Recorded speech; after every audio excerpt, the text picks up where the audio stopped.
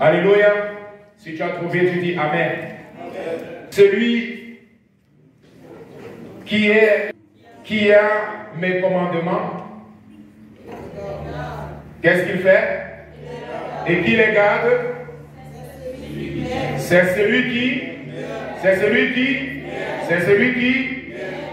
m'aime.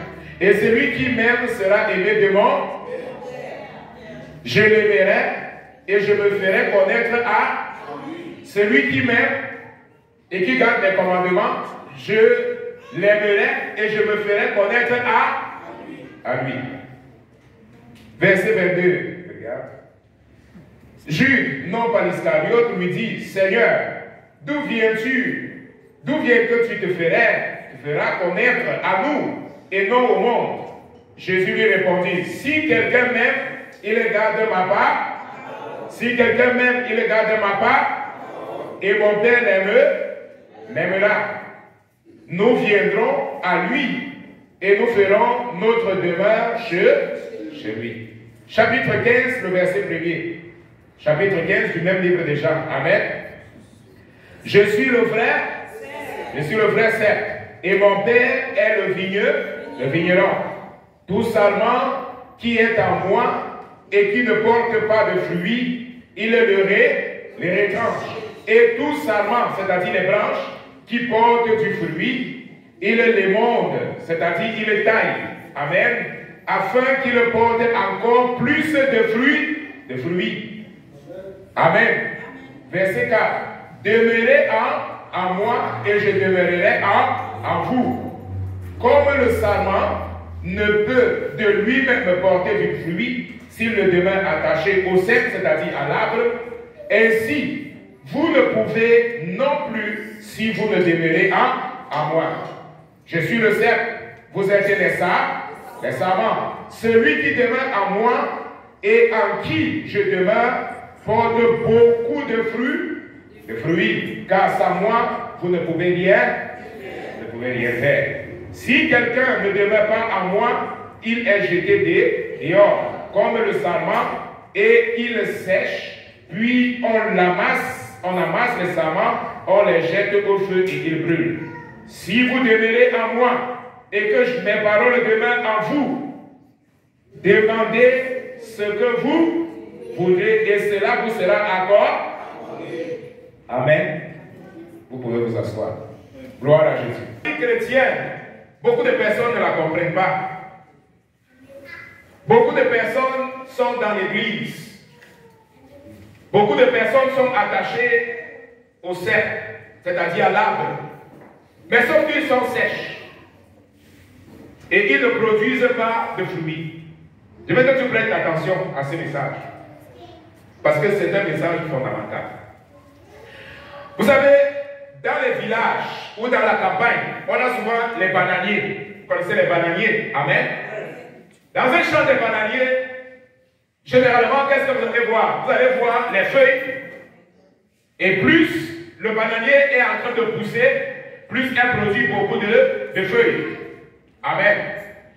Mais il y a des feuilles, frère Simon, il y a des feuilles qui sont mortes du bananier. Et l'agriculteur, de temps en temps, lorsqu'il entre dans son champ de bananier, qu'est-ce qu'il doit faire? Il doit couper les feuilles mortes. Amen.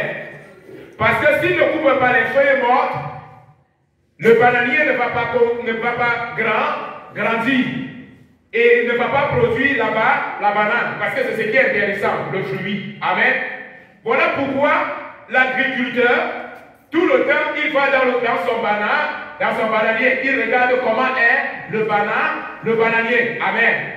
Il regarde comment est le bananier. Et lorsqu'il regarde, il voit qu'il y a un bananier avec les feuilles qui sont éparpillées, qui sont mortes.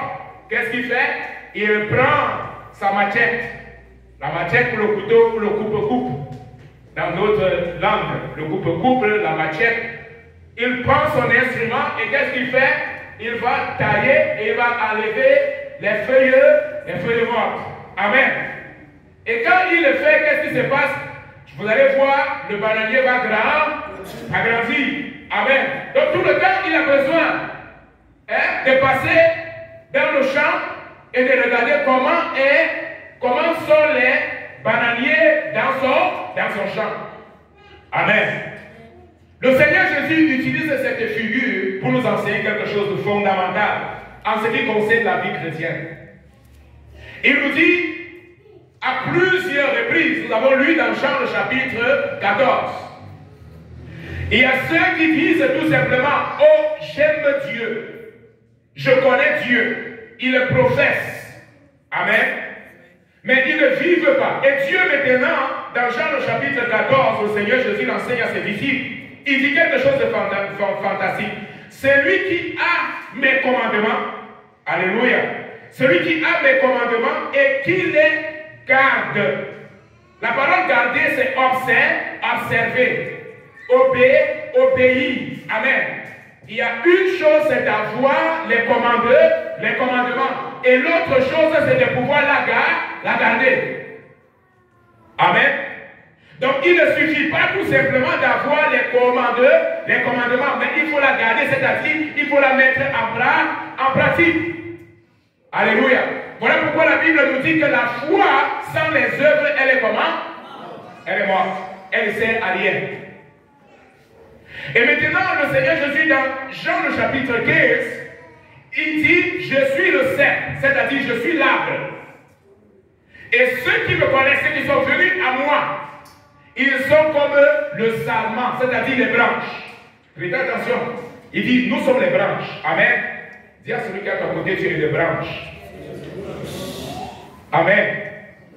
Pour que l'arbre porte des fruits, vous n'allez pas voir, généralement, il y a très peu d'arbres qui portent les fruits sur l'arbre. Non. Les fruits, généralement, apparaissent sur les branches. Amen. Gloire à Dieu.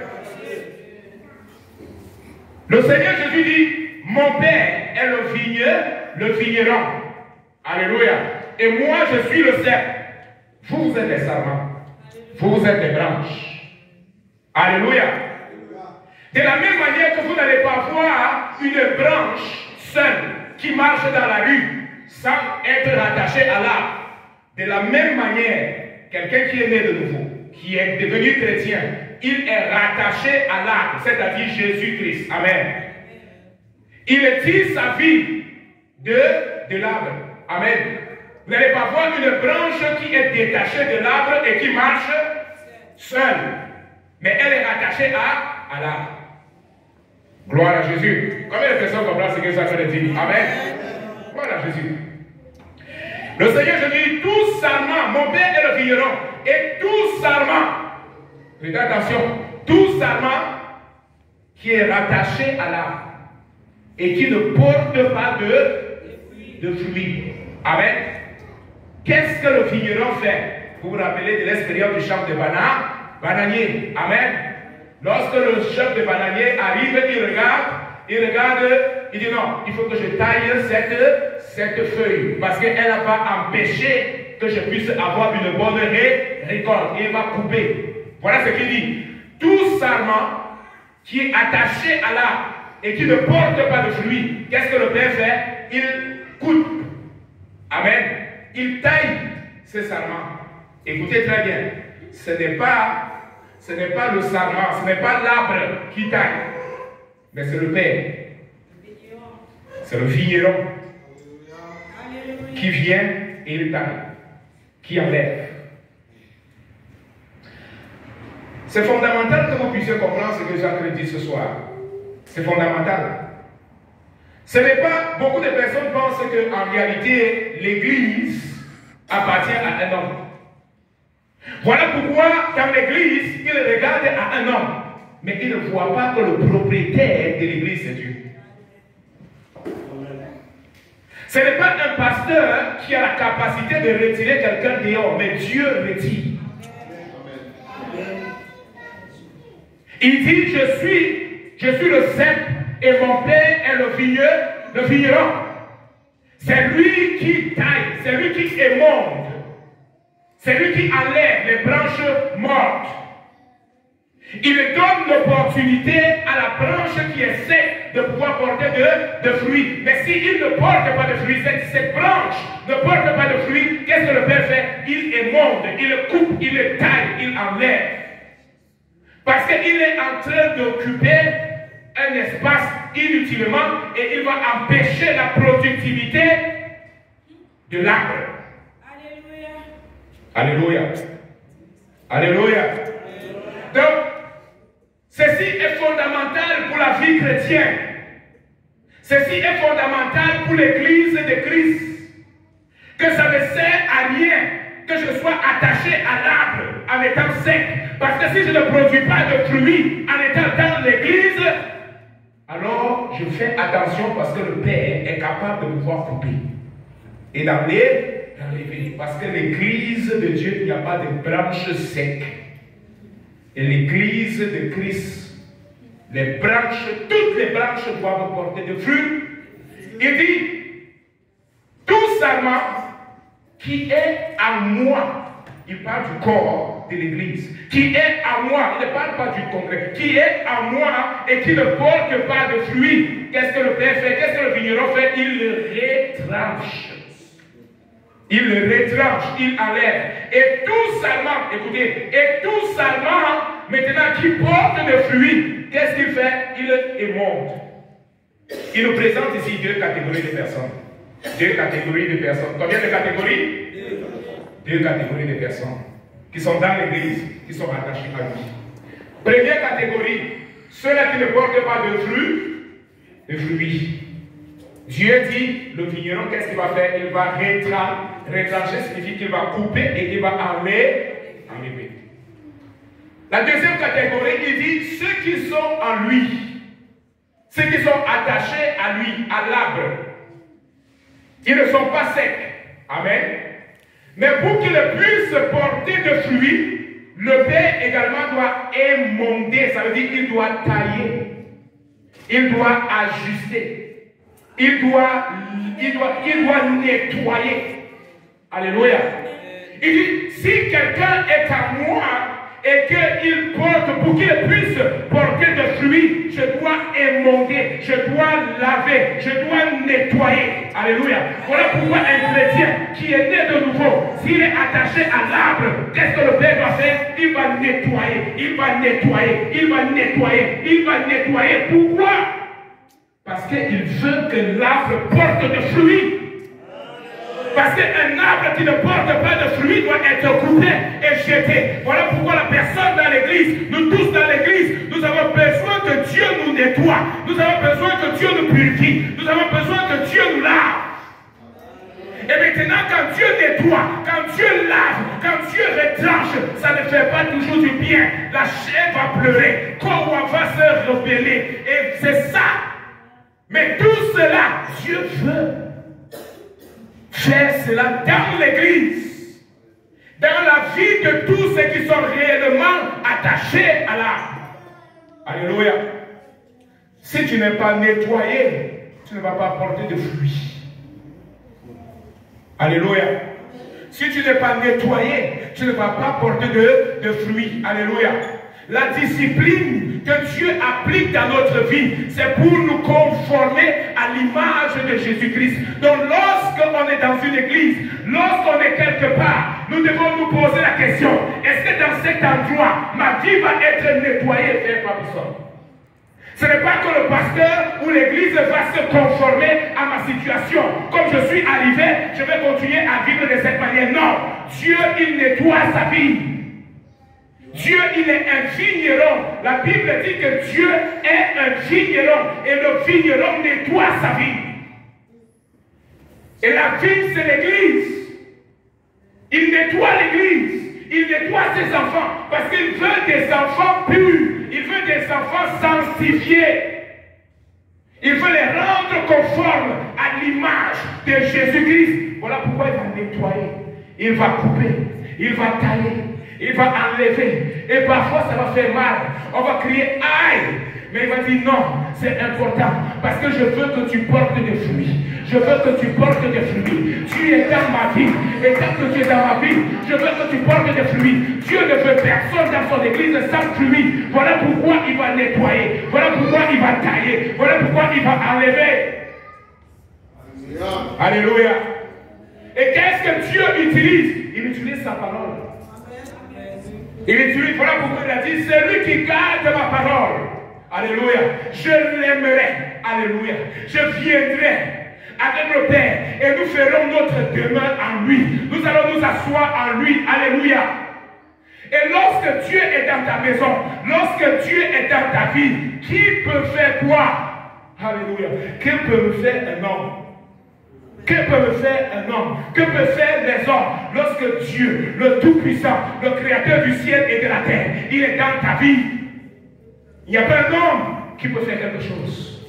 Les hommes peuvent te menacer, les hommes peuvent dire quoi que ce soit, mais cela ne sert à rien. David dit, que peuvent faire les hommes lorsque l'Éternel est avec moi, lorsque l'Éternel est mon péché? Alléluia. Mais pour cela, tu dois accepter le nettoyage. Tu dois accepter le nettoyage. Tu dois accepter que Dieu nettoie. Tu dois accepter que Dieu retire. Alléluia. Lorsque le Saint-Esprit te dit, enlève ceci, tu dois accepter, tu dois enlever, mettre de côté. Lorsque le Saint-Esprit te révèle quoi que ce soit, tu dois mettre de côté. Parce qu'il y a beaucoup de personnes qui ne produisent pas de fruits dans l'église. Parce que le Saint-Esprit les révèle les choses et il n'arrive pas à nettoyer. Il n'arrive pas à retirer. Il ne donne pas la possibilité à Dieu de pouvoir nettoyer. Mais ce soir, je veux te dire, bien-aimé dans le Seigneur, Dieu t'a appelé à porter beaucoup de fruits. Et pour que tu portes beaucoup de fruits, laisse Dieu nettoyer. Laisse le Saint-Esprit nettoyer au travers de sa parole. Permets qu'il puisse se nettoyer. Alléluia. Ne sois pas résistant à la foi du Saint-Esprit. Ne sois pas résistant à la foi de Dieu. Mais laisse le Seigneur nettoyer ta vie. Parce qu'il veut que tu portes de fruits. Celui qui est à moi et que le Père aime. Regardez, la Bible nous dit c'est à cause de l'amour du Père. Dieu ne le fait pas, il ne nettoie pas avec une rancune. Dieu n'est pas un Dieu de rancune. Alléluia. Il ne va pas venir dire, je vais couper ceci parce que je veux le faire mal. Non, il coupe ce qui est un problème dans ta vie. Amen. Dieu, il regarde, il sait que demain, s'il laisse ça, ça va te ramener en arrière. Ça va détruire ta propre fille, ça va détruire ta famille, ça va détruire tes enfants. Voilà pourquoi il dit nettoie. Nettoie, retire, enlève. Ça t'empêche de grandir. Ça t'empêche d'avoir la croissance avec moi. Je vais te révéler des choses, je vais émonder, je vais te révéler une nouvelle dimension. Nous chantons souvent, Seigneur, je veux aller dans une nouvelle dimension. Mais comment est-ce qu'on arrive dans une nouvelle dimension? Cette nouvelle dimension, c'est la dimension de la productivité. Et pour arriver à la productivité, il faut couper. Il faut retrancher. Il faut nettoyer. Il faut couper. Il faut enlever. Comme un cultivateur. Alléluia. Dieu, il prend soin de ta vie comme un vigneron. Il entre là-bas. Il nettoie. Il enlève ceci. Il enlève cela. Alléluia. Parce qu'il veut que tu puisses produire. Il est en train de te préparer pour le ciel. Ce n'est pas pour ta mort. Non. Ce n'est pas pour ta destruction. Non. Il y a beaucoup mieux qui t'attend dans le ciel. Alléluia. Ta demeure n'est pas ici-bas. Lorsque Dieu te dit, mets cela de côté, mets de côté. Lorsque Dieu te dit, enlève, ne sois pas résistant. Mais prends le courage comme Jacob. Alléluia. Lorsque Dieu lui a appelé à Péter pour aller servir, il a réuni sa famille. Il a dit, il y a des choses étranges ici. Nous devons mettre tout cela de côté. Alléluia. Dieu a commencé à nettoyer. Le Saint-Esprit a commencé à travailler dans la vie de Jacob. A commencé à travailler, Il a vu que non, j'avais besoin d'enlever ceci. Non, ceci ne peut plus rester avec moi. Alléluia. À cause de la nouvelle nature que j'ai reçue. Je suis enfant de Dieu. Je suis une fille de Dieu. Je suis un fils de Dieu. Et j'ai besoin que ma vie soit pure. Que ma vie soit propre. Si je veux grandir. Si je veux avoir de l'expérience avec Dieu. Dieu nettoie. Dieu va retirer des personnes dans ta vie. Alléluia. Dieu va retirer des personnes dans ta vie. Alléluia. Les personnes qui t'empêchent de pouvoir grandir. Les personnes qui t'empêchent de pouvoir entrer dans une nouvelle dimension. Dieu va les retirer. Et ne t'accroche pas à eux. Ne t'accroche pas à eux. Ne dis pas, Seigneur, c'était mon ami, on partageait ensemble. Non, laisse-la et avance. Écoute la voix de Dieu. Alléluia. Il y a des personnes qui te tirent en arrière. Il y a des personnes qui te tirent en arrière. Et tu ne dois pas écouter ces personnes parce que Dieu veut que tu avances. L'apôtre Paul dit, je ne regarde pas en arrière. Je ne regarde pas aux choses en arrière, frère David. Alléluia. J'ai un objectif. Dieu m'appelle devant, je dois marcher, je dois avancer, je dois regarder à Jésus-Christ, l'auteur et le consommateur de ma foi. Alléluia. Tout ce qui veut me ramener ailleurs, cet ami qui veut me ramener encore au monde, à penser encore comme les choses du monde, à voir la mentalité du monde, je le mets de côté, je mets tout cela, je retire cela, parce que j'ai un objectif. Alléluia. L'apôtre Paul nous enseigne dans 1 Corinthiens, le chapitre 9, il dit que n'importe quel athlète, alléluia, lorsqu'il est appelé à être en compétition, mon frère, il ne mange pas n'importe quoi. Il ne s'alimente pas n'importe quelle manière. Il connaît, il a un objectif. Il est en train de regarder à la couronne. Il est en train de regarder à la médaille d'or. Il est en train de regarder à une couronne corruptible. Il s'entraîne 24 heures, 18 heures. Vous vous rappelez certainement de cet homme qui a gagné 7 médailles ou 8 médailles, Michael Phelps, dans une course, Jeux Olympiques de natation, 8 médailles. Quand on lui demandait, mais comment est-ce que tu as pu gagner cette médaille? Il dit, je vais vous dire comment je le faisais.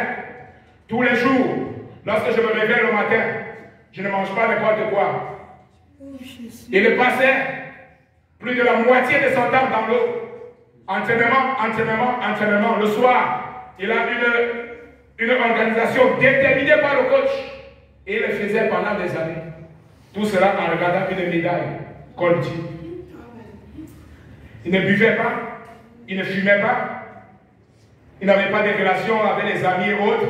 Dans sa chambre bien fermée, là, on s'assurait qu'il dort à l'heure, qu'il se repose à l'heure, qu'il se lève à l'heure, et il passe son temps dans l'eau, dans la piscine, en train de courir, battre les records, aller venir, aller venir, aller venir, aller venir, aller venir, aller et venir, aller et venir. Pour la vie physique, c'est normal. Lorsque je vous dis cela, tout le monde va applaudir. Oh, wow! À la fin, les journalistes vont. Oh, comment tu as fait? Ah, oui, oui, oui. On vient avec les caméras et tout cela. L'apôtre Paul dit, les hommes le font pour une couronne corruptible. Ils vont mourir, ils vont laisser tout ça. Ils vont mourir, ils vont laisser tout ça. Mais nous, parfois, nous n'avons pas la compréhension de ce que c'est être chrétien. Alléluia. Mais Dieu nous dit qu'un véritable chrétien, c'est un chrétien qui reçoit la correction. Alléluia. C'est un chrétien que Dieu est en train de nettoyer jour après jour. Il est en train de purifier. Il rend conforme à l'image de Jésus. Dieu est en train de te préparer pour le ciel. Alléluia. Il est en train de te préparer pour le ciel, mon frère. Tu n'es pas en train de courir pour une compétition sur la terre, pour une médaille corruptible. Non, Dieu est en train de nous préparer pour le ciel. Et au ciel, il n'y a pas de péché. Au ciel, il n'y a pas de mensonge. Au ciel, il n'y a pas de fornication. Au ciel, il n'y a pas d'adultère. Au ciel, c'est la pureté, c'est la sainteté, c'est la gloire de Dieu. Alléluia. Dieu est mort. Il va tailler. Il va retirer, il va enlever, mais pour te préparer pour le ciel. Ah, mon frère, j'aimerais être quelque part là où j'accepte la répréhension. Là où on peut encore me dire, mon frère, sur le chemin que tu es en train de prendre là n'est pas un bon chemin. J'aimerais être quelque part comme ça. Aujourd'hui, tout a perdu le sens. Si tu appelles quelqu'un pour lui dire, mon frère, il y a quelque chose dans ta vie qui ne va pas, il commence à être fâché. Ah, le pasteur là ne m'aime pas. Ah, le pasteur a pas de choses. Il commence à réclamer. Alléluia. Mais la Bible nous dit, un père, il reprend et il corrige celui qu'il aime. Ce n'est pas ses ennemis. Alléluia. Les bâtards, ceux qui n'appartiennent pas au père, le père les abandonne. Le père les laisse. Vous regardez la vie de Jacob et la vie d'Ésaü. Quelle était la différence? Vous allez voir, Dieu a laissé Ésaü. Ésaü faisait ce qu'il voulait. Il partait là où il voulait. Il épousait les femmes cananéennes, épousait d'autres femmes. Mais lorsque vous regardez à la vie de Jacob, là où la descendance allait venir, la prospérité de Judas, la descendance de Judas, de qui allait venir le Messie. Alléluia. Vous voyez comment Dieu traitait Jacob. Vous voyez comment Dieu traitait Jacob. Jacob partait à gauche, Jacob partait à droite. Dieu était là. Dieu était avec lui. Et lorsque Jacob était en train de retourner pour rencontrer son frère, il a dû lutter avec Dieu. Il a dû lutter avec le Seigneur. Dieu ne laissait pas Jacob. Parce qu'il y avait un projet dans la vie de Jacob. Jacob n'était pas n'importe qui. Mais Ésaü, Dieu a laissé Ésaü. Tu es Jacob ou tu es Ésaü? Alléluia. Le Seigneur dit, ce n'est pas moi, tout sarment qui est en moi et qui ne porte pas de fruits, il les retranche. Et tout sarment qui porte de fruits, frère Audrey, il porte de fruits, c'est-à-dire un chrétien. Tout sarment qui porte de fruits, le Père regarde, alléluia. Le Père applaudit, le Père est content, alléluia. Le Père dit, ce sarment, je dois encore plutôt prendre soin de lui. Il faut que je prenne encore soin de lui. Il est en train de porter de fruits. Mais regarde quel est le but. Pourquoi est-ce que le Père, il va émonder ces sarments? C'est parce qu'il veut que ces sarments puissent porter de fruits encore, et encore, et encore, et encore, et encore, et encore, et encore, jusqu'à sa mort. Voilà pourquoi il va traiter ces sarments de forme différente. Pour qu'ils portent de fruits. Et le Seigneur Jésus nous donne la révélation. Demeurez en moi. Alléluia. Demeurez en moi. Il ne suffit pas de demeurer dans l'église. Il a dit demeurez en moi. Ce n'est pas demeurer à l'église. Alléluia.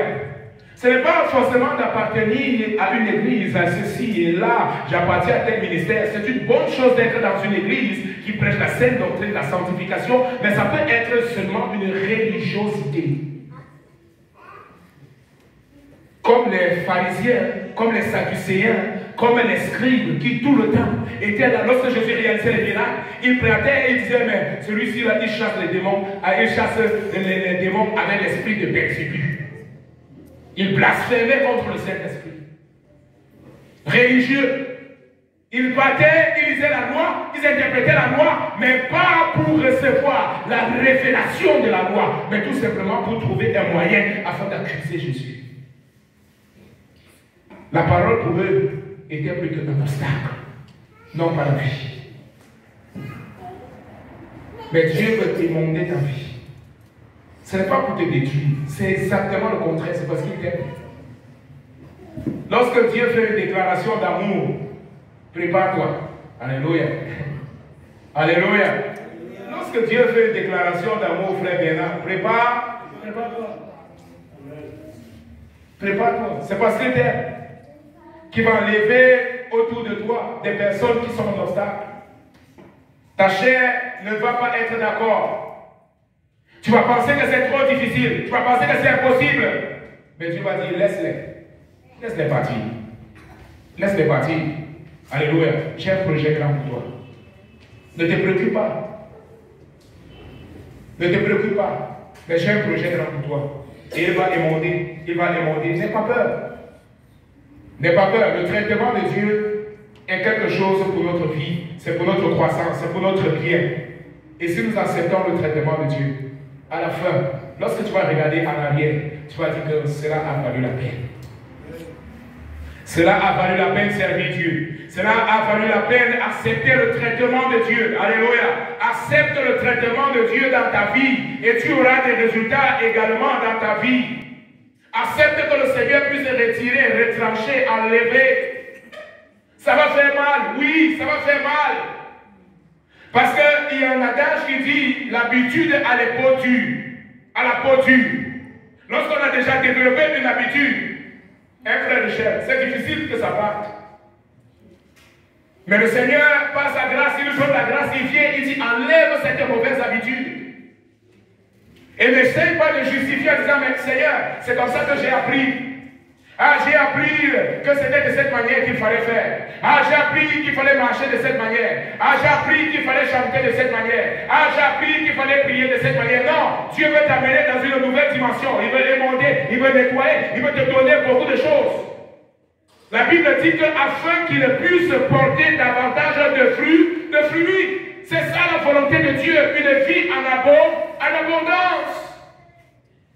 Ce n'est pas une vie misérable, ce n'est pas une vie où tu seras toujours à la même position. Non, Dieu veut que tu puisses avoir une vie en abondance. Dans Jean chapitre 10, il dit, je suis béni afin que mes brebis aient la vie et qu'ils les aient en abondance. C'est-à-dire le sarment, la branche qui est rattachée à l'arbre doit porter davantage de fruits et en abondance.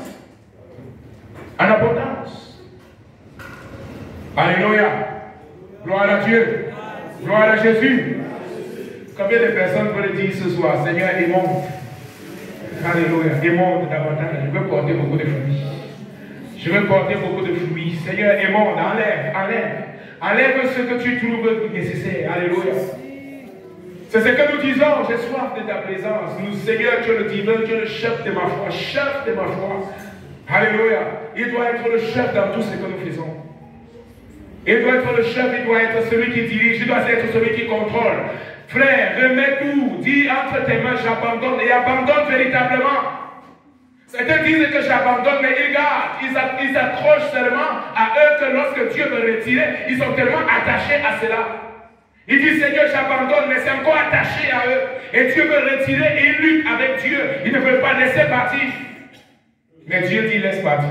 N'aie pas peur. N'aie pas peur. N'aie pas peur de la direction de Dieu. N'aie pas peur de donner tout à Dieu. Alléluia. Vous savez, parfois nous pensons que nous connaissons plus que Dieu. Parfois nous pensons que si nous donnons notre vie à Dieu, frère David, ça va être une catastrophe. Alléluia. Ça va être une catastrophe. Parce que quoi, frère? N'importe quel homme sur la terre aime avoir la direction de sa vie. Alléluia. Nous tous ici sur la terre, nous aimons avoir la direction.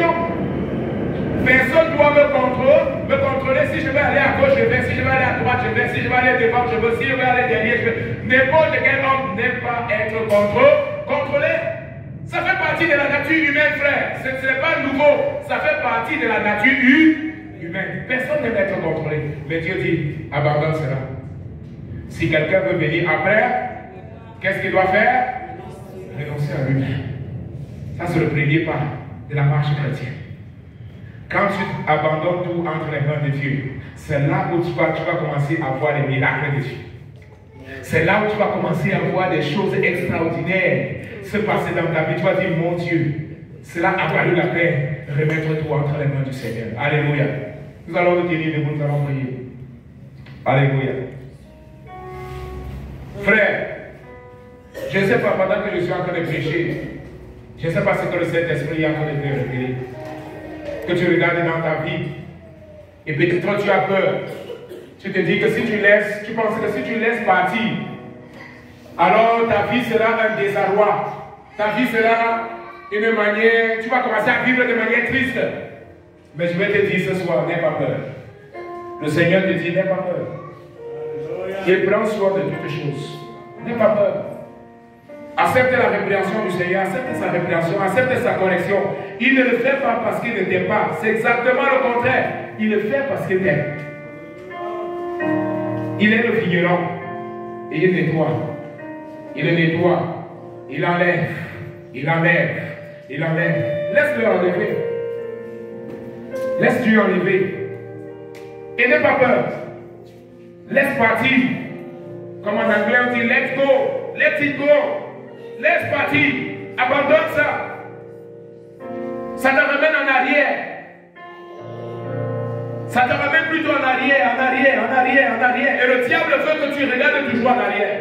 Que tu regardes toujours à ton passé, que tu n'avances pas, que tu ne puisses pas expérimenter ce que Dieu a préparé pour ta vie.